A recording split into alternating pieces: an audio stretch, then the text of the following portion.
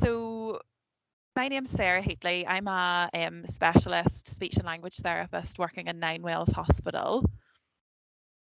And I'm Tom, so I'm a newly qualified speech and language therapist, and I work with adults with learning disabilities. Hi, I'm Nikki, and I'm a healthcare support worker, and I work in adult learning disability services and as well as mental health services too. Hi everyone, I'm Chelsea Baker. I'm also a healthcare support worker and I work in the adult and learning disability services too. So guys, we have a few symbols down here. We just thought it's difficult to make these things interactive when we're not in the room with you, but have a look at the symbols below. What do you guys think some of these symbols mean? So some of them, hopefully you guys will know. Some of them are maybe a wee bit more abstract. If you have a think about them in your classrooms, we will let you know the answers at the end of the session.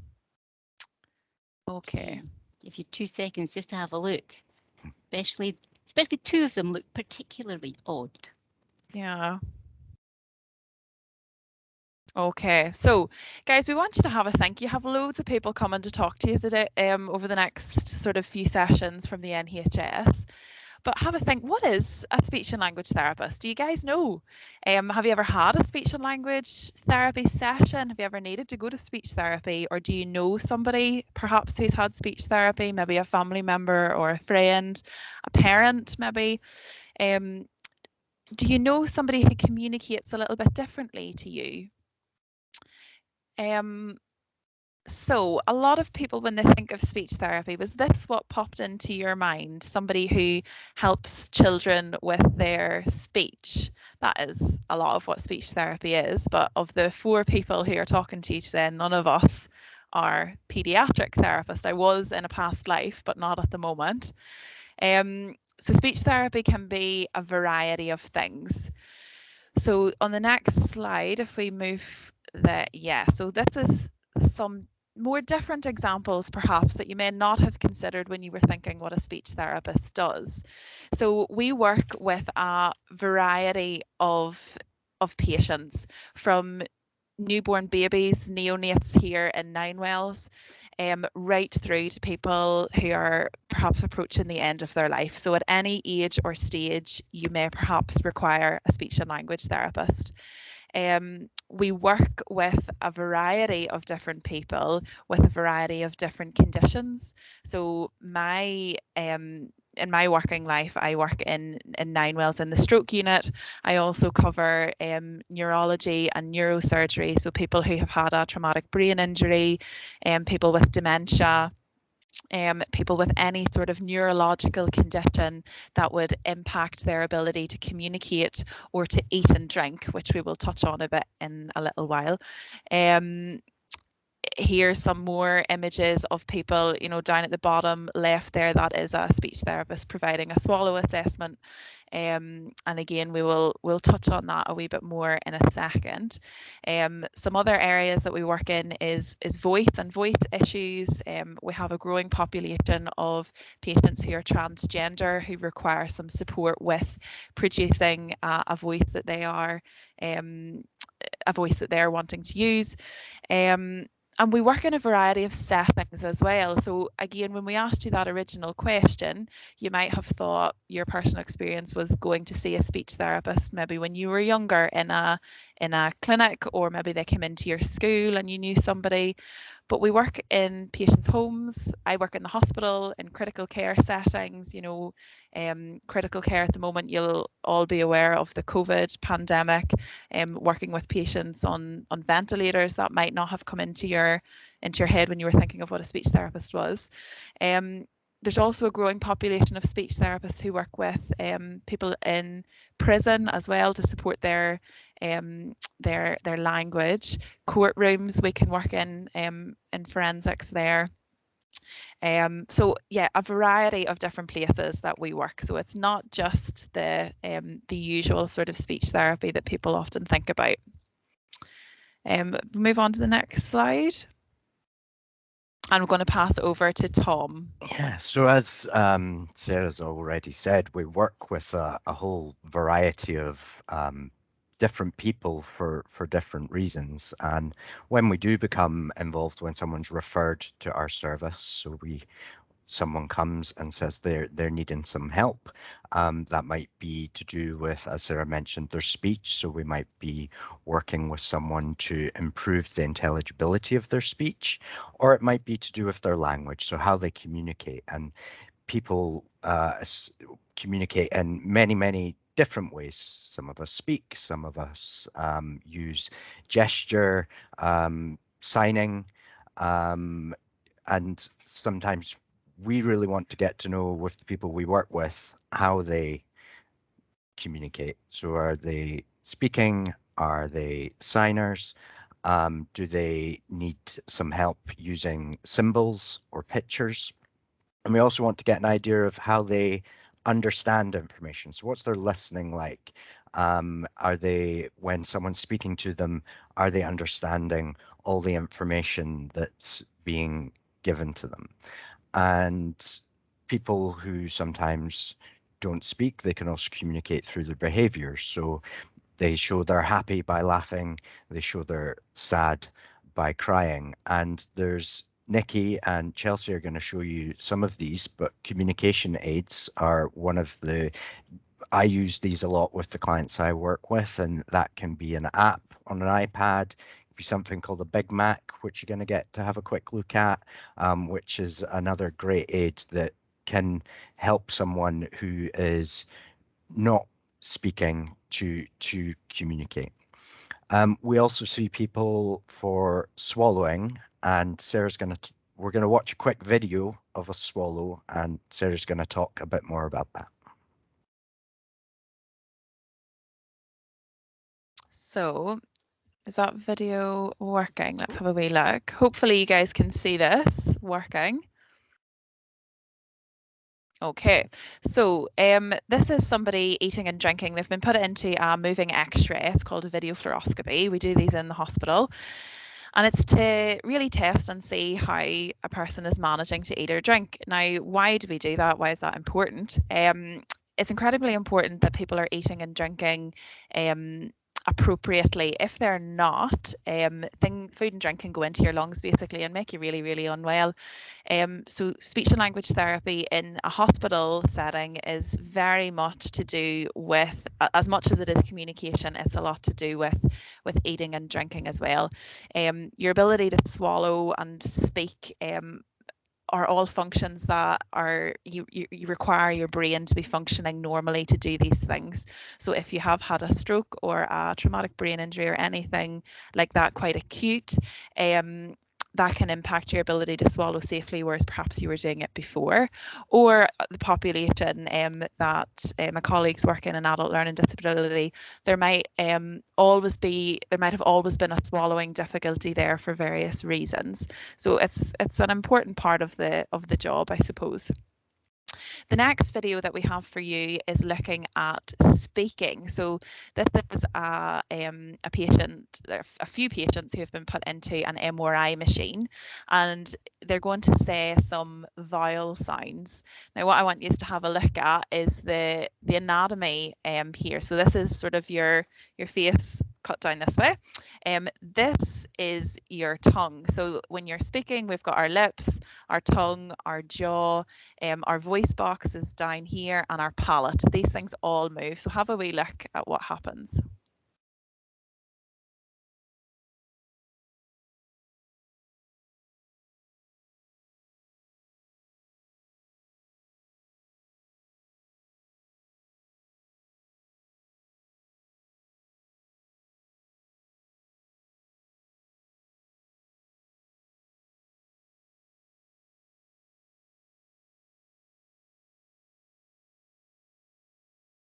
Okay, kind of weird looking, isn't it?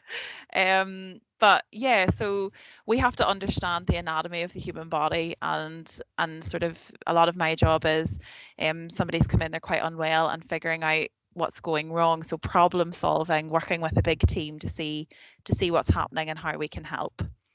So if we get the next slide. Okay, so that's a wee bit about speech therapy, who we are, what we do, who we help. what you guys are interested in is sort of the roles within speech therapy. So a lot of the information we're going to be giving you next is all freely available online. So the roles within speech and language therapy, as you'll hear from us, we have a variety of roles on the call today. So I am a specialist speech and language therapist. Tom is a newly qualified speech therapist, and the girls are healthcare support workers. There are around 17,000 speech therapists working in the UK, which isn't actually a lot in comparison to, you know, nursing staff and things like that. So if we go on to the next slide, for our healthcare support worker roles, there aren't actually any qualifications necessary in order to apply for that job. However, it is useful to have foundation apprenticeship, and that can be in social services and healthcare or in healthcare support. And there's also lots of learning opportunities during the level 3 SVQ and the healthcare support at SCQF level 7. Now, I haven't done any of those myself, but I'm sure if you ask your careers advisor or go online, you'll be able to find out a little bit more about those. I think that's just a repeat of what I've said. Yeah, cool. And now I'm going to pass back over to Tom to talk a wee bit more about the qualifications required for a therapist. Yeah, so if you do think you want to become a speech and therapist, you're going to need to go and get a degree. And the entry requirements for that are you're going to need your English, your maths, and at least one of the science subjects. And some work experience. Placement or volunteering is going to go a long way when you do come to apply for the degree. And there's many different places you could do that. You could do that in a learning support department, in a nursing home or care home, helping out in schools, nurseries, day services, and volunteering with Stroke Association coffee mornings even is a great place. I myself did some volunteering in a daycare centre for people with dementia before I applied for my degree. And if we go on to the next slide, we can see that there's 19 universities across the UK that run a speech and language therapy degree. The two in Scotland, where I went, Queen Margaret University, and also the Strathclyde University. And while you're studying the course, if you do it as a undergrad, is 4 years. You can also do it as a postgrad in 2 years. The things you're going to be going to lots of lectures and also doing kind of labs, so more practical stuff. And you're also going to get to go on placement. And the placements are really fantastic opportunities where you get to come along to an SLT department like ours, and you'll maybe come once or twice a week for a period of about 10 weeks. And also on the Queen Margaret course that I did, I had a block placement that was a period of about 3 weeks where I was in Monday to Friday with SLTs working in the department. The kind of subjects you're going to look at dysphagia, which is the kind of technical term for the swallowing problems that we'd spoken about. You're going to look at neurology, so how our brains work, how that impacts on your body, and if things aren't quite going right, how that then has an impact. Linguistics, so breaking down language down into its itty bitty details, and also you'll do a bit of psychology. The degree is recognised in a couple of different countries across the world. So if you wanted to, you could head across to Canada, America, New Zealand, and Australia to become an SLT. Okay, so as we said, Chelsea and I are healthcare support workers, and there's lots of tasks involved in our kind of work. We assist and reassure patients. We work with the therapists and plan a client's therapy.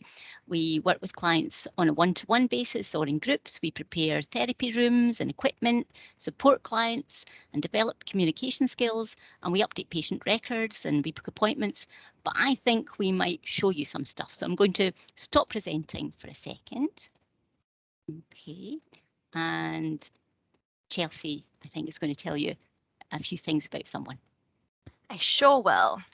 So an example of someone we've worked with is a gentleman. Let's call him Archie. Archie had spent most of his life in a learning disability hospital. He had cerebral palsy and a learning disability. Now, cerebral palsy is caused by damage to the brain either before, during, or just after birth. And it can affect your coordination and movement. And like Archie, some people with cerebral palsy can also have a learning disability. So Archie's speech was difficult for him as his coordination and movement problems affected his whole body, including the bits to produce speech. So to help with these difficulties, we quite often offer people a communication aid. I'll show you some. So like this super talker.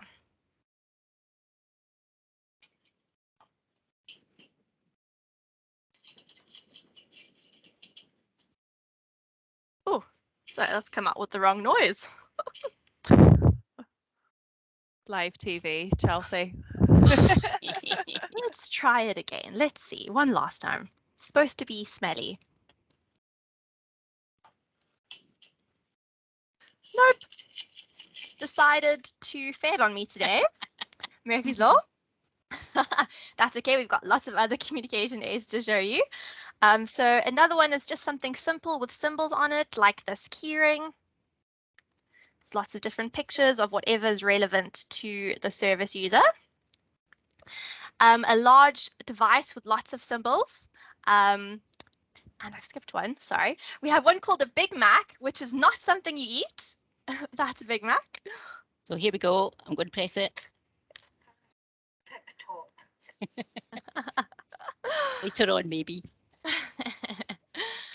And then a large device with lots of symbols, or an iPad. Okay. With an app on it. So this is an app, and I can see things like, oh, I'll hold it up. I go Doing it back to front. outside. Here we go. Okay, and that's the iPad. But Archie had a severe physical disability, and he couldn't always control his body movements, and he couldn't press any of these devices with his hands like we did. When I first met him, he used a switch. This is a switch. Okay. And when he had it attached to his wheelchair and used a communication aid that scanned through different squares, he would wait until it was just at the right square that he wanted, and he'd press the button with his head to tell us all sorts of things, how he was feeling, saying hello, tell a joke. But this was really, really slow. And although he was really patient, it must have been incredibly frustrating. So we therefore introduced what we call an eye gaze device. Now Chelsea's got it over there. Do you want to see if we can get this one to work? Hopefully. So is that okay? Can you guys see that? Yep. Okay. Yep, so I'm going to use my eye gaze to select a square, and it should speak back to us.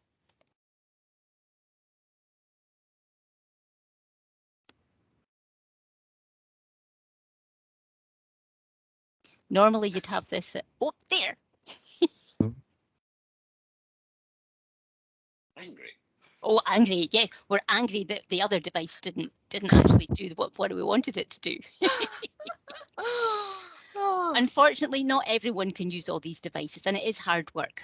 But we spent weeks and months working with Archie and his new device, and he still made mistakes, but he was able to tell us if he was in pain, where the pain was. He welcomed everybody in when they visited with that device. He could tell them about trips away and used links to photographs and links to YouTube, something he'd never been able to do before. He linked his TV to it so that he got to choose what channel he watched. We're into choice. He got to play computer games on it for the first time ever, and his favourite game was one where there were big clouds and he would look at them and they would make fart noises. And when he looked at that fart cloud successfully, the appropriate noise sounded, and it was really motivating for him. And through that motivation, he learned more about using his device, and it was really funny for him too. So as Nikki said, it wasn't perfect, but Archie was able to communicate in a way he'd never been able to before, which is amazing. But if he was tired, he wasn't usually able to use his eye gaze. So we would revert back to his other communication methods, which was just eye pointing.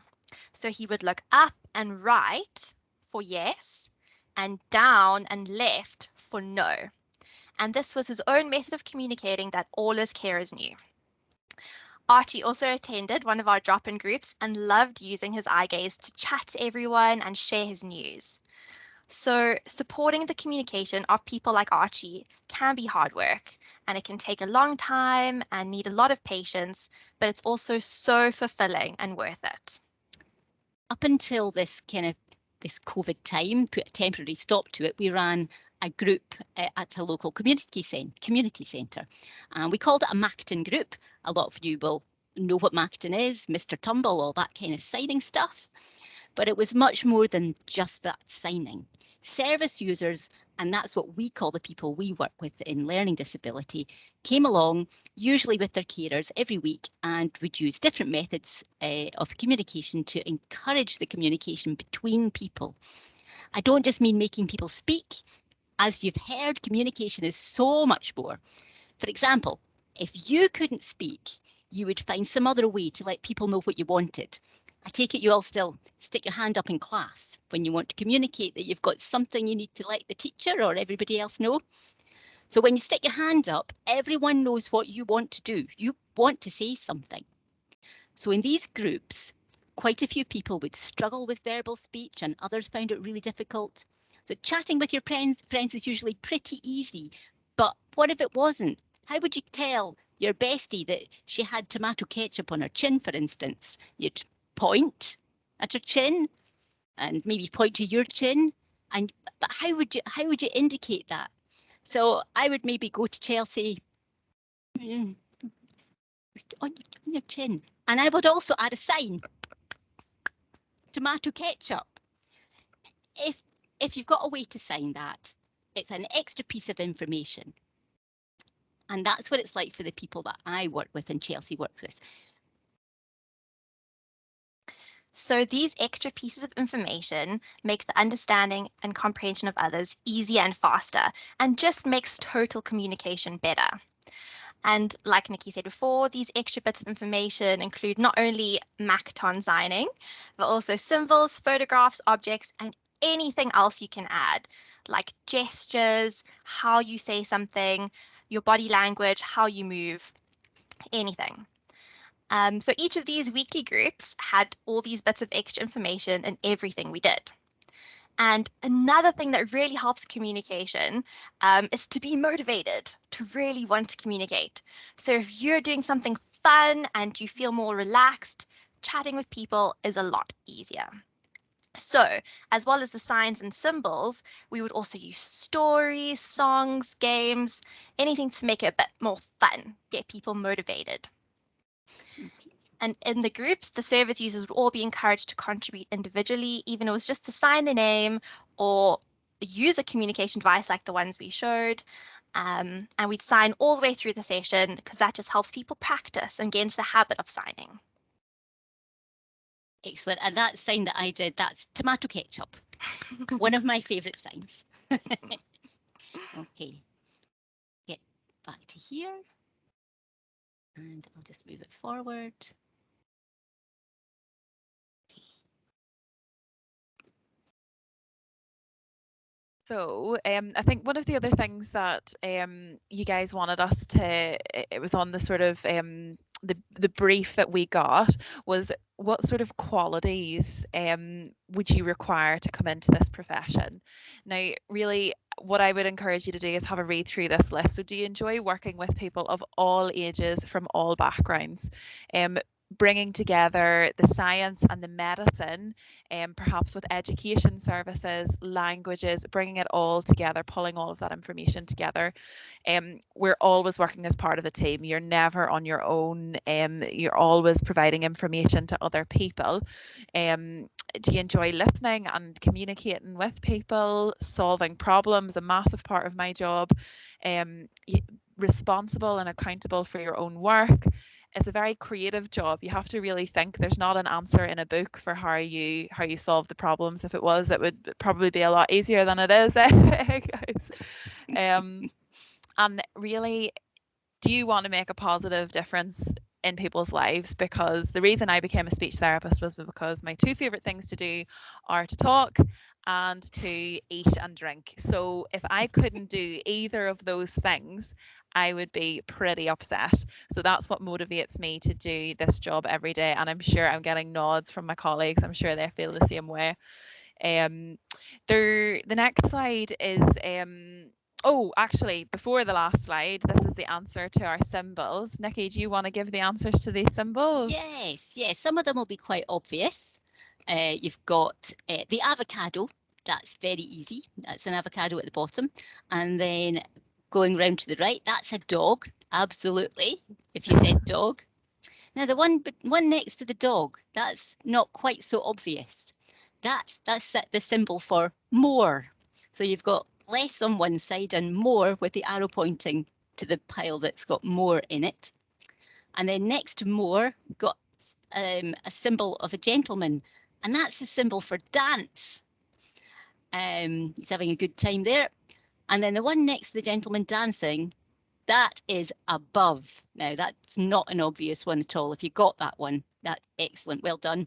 And the last one, that's visit. Somebody's visiting somebody else. Okay, those are the symbols. Great. Now, like I said, all the information about subjects and things, I would encourage you to go online and look those up. They're available on the university websites. But another good resource is the Royal College of Speech and Language Therapists, RCSLT. If you go onto that website, it'll tell you a lot more about we've only touched on some of the avenues in speech therapy. It's an incredibly versatile versatile job, and I would encourage anybody who's interested to go and have a look at that website. And I think that's us, guys, isn't it? Yeah. We're going to do the sign for thanks guys for listening. Thanks. Cool. Do we Thank have you. any questions now? Is there time for questions? 5 minutes maybe. Yep, time for questions. So if any of the schools have any questions, please either just shout them out or type them in. Guys, listen, that was brilliant. Thank you so much. I certainly learned a lot more about communication, and you're absolutely right. At the beginning of this presentation, I thought speech and language therapy was that speech therapist with a young child. My daughter went to speech therapy when she was just a little one, but I had no idea it covered the wide range of activity and skills and job opportunities that you guys have shown us today. I'm going to, I see there's something in the chat. Okay, that's somebody saying thank you. I'm going to ask a quick couple of questions if you don't mind. Sarah, you've already told us you wanted to do speech therapy because you like chatting, like talking and like eating. Oh, yes. And interestingly, Thomas, you're one guy amongst lots of women. Yeah. Is it quite unusual to be a guy in speech therapy, or is that just how it's rolled out today?